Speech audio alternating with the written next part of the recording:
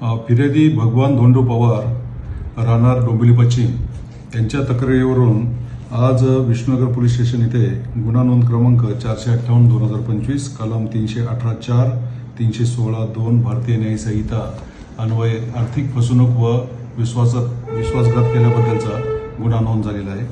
सदर गुन्ह्याची हकीकत अशी की त्यांनी दिनांक 19/7/2025 रोजी आनंदी कला केंद्र महात्मा फुले रोड डोंबिवली पश्चिम या ठिकाणी प्रफुल्ल परशुराम तांबडे यांच्याकडे गणेश मूर्ती बुक केली होती।